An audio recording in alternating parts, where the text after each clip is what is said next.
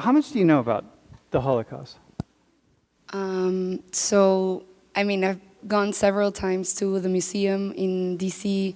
I love everything that has to do, like all the documentaries and everything about the Holocaust. I don't know if you've watched How to Become a Fascist in Netflix. It is really good, and it talks a lot about like the mind inside of Hitler and everyone. So I have.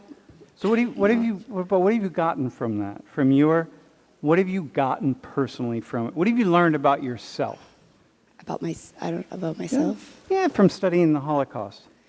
I mean, what I've gotten from like the documentaries and everything, it's like I cannot believe that there are people that evil, like that they can unnecessarily, kill a bunch of people just because of their religion. And yeah, to me that's just insane. But so you watched plenty of footage, right? And there are plenty of people who think in these emergent movements that Hitler didn't go far enough and too bad, that et cetera, right? This is the World War II Holocaust. Do you understand? Have you seen footage? Or do you understand what we're talking about? We're talking about finding every single Jewish person under the Nazi domain, getting them, putting them into work camps, working them to death, and then killing them. Turning them in developing this concept of an oven, where we take their bodies and we put their bodies into the crematories, into the ovens. And I've seen the ovens. I've been to death camps. I've seen the ovens. And then we're going to burn them and we're going to turn them into dust. So that the idea was that no single Jew would ever exist on the earth again. That was the goal, to eradicate the world of all Jews. Like, no, it's unfathomable that anybody could even imagine coming up with this. To do it systematically, one by one by one. It's like you can't even hold it. You can't even grasp onto this. And so my thinking is, so there are people who still have the idea that that's what we need to do. And you still have people, can you go back to the slide of the guys? And you still have these folks who are holding the symbols of the human beings who did that. Like, holy shit.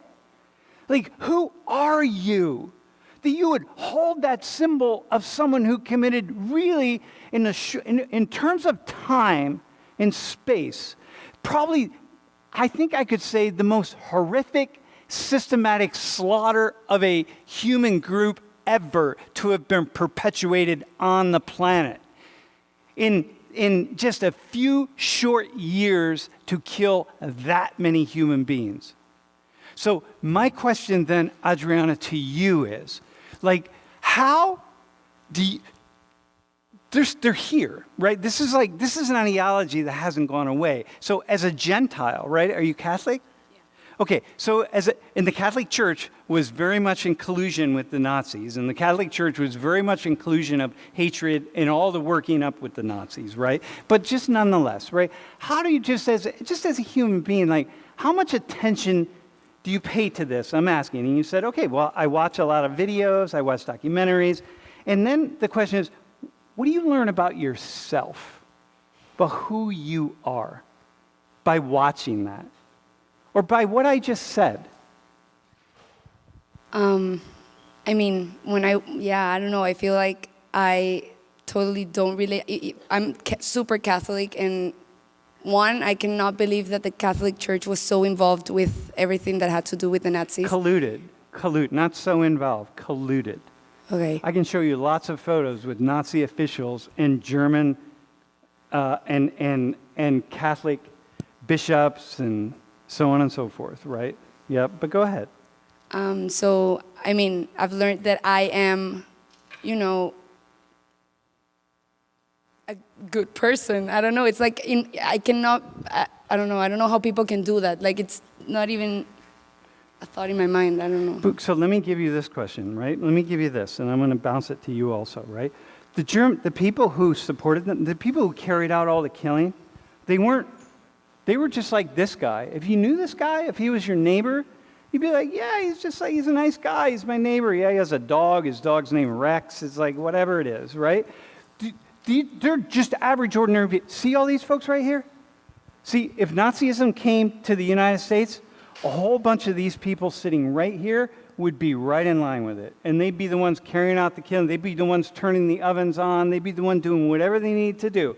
People you know would be in that place because that's what human beings do when they are taught to hate. So then the question is like, so they're all around.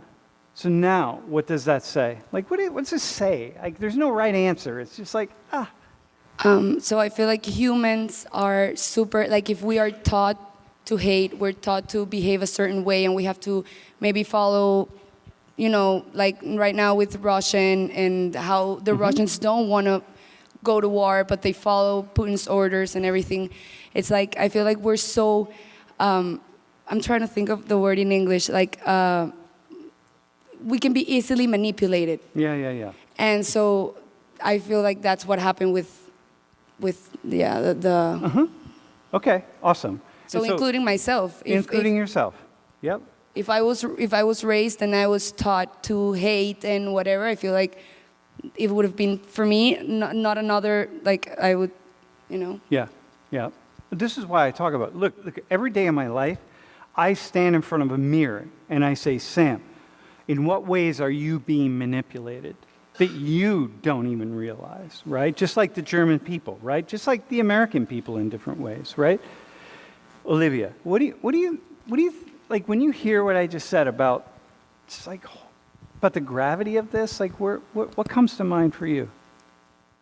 I think for me to like kind of realize that like anyone I have an interaction with or any person like sitting in this classroom could be out to get me just because I'm Jewish at any moment. Like I know it's not gonna like, but in like if you're taught to go say like your mission is to kill this group of people, you're gonna follow. Like you're gonna do what you're told to do if you're raised that way. So I feel like it's very not concerning, but like scared to think about like any person I have any interaction, their mindset could be kill any Jewish person they see. So let me ask you this, right? Does your synagogue do you have like guards and stuff on all the high holy days? Or do you have procedures in place? We do have extra security, but nothing like out of like extreme. Like we don't have people like. But you have security.